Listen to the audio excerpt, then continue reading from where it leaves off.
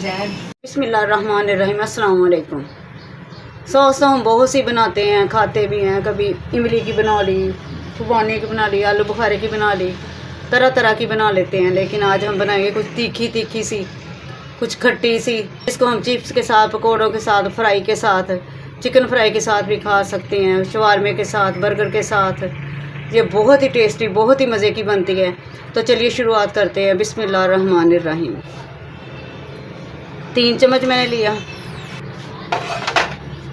3 चम्मच soya sauce, 6 चम्मच ketchup, half tea spoon काली मिर्च साबुत, 4 चम्मच सिरका, 10 गोल मिर्चें, 6 चम्मच ये मायोनीज़ और ये लहसुन के जवे।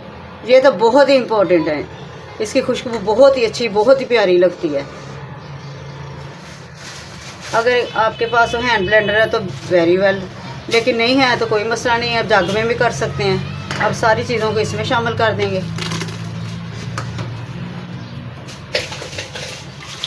सिरका भी गया, काली मिर्च, केचप, अच्छे से इसको साफ करें।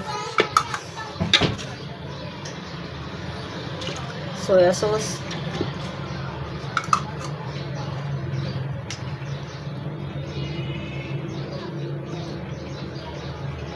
ये वाले चम्मच मैंने भर के लिए मायोनीज़ के।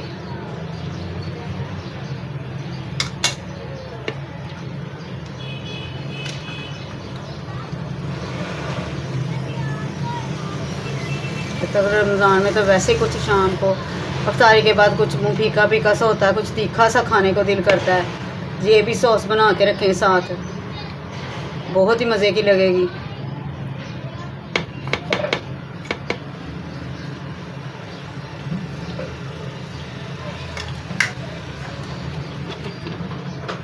अब मशीन चलाते हैं। लहसुन मैं ज़्यादा ही डाल रही हूँ, तो मुझे इसकी खुशबू बहुत ही पसंद है।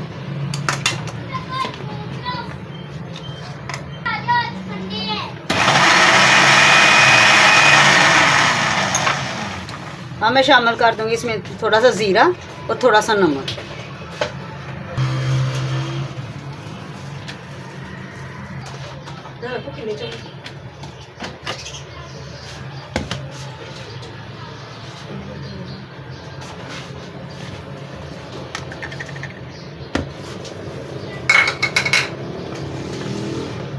अब इसको निकाल लेते हैं।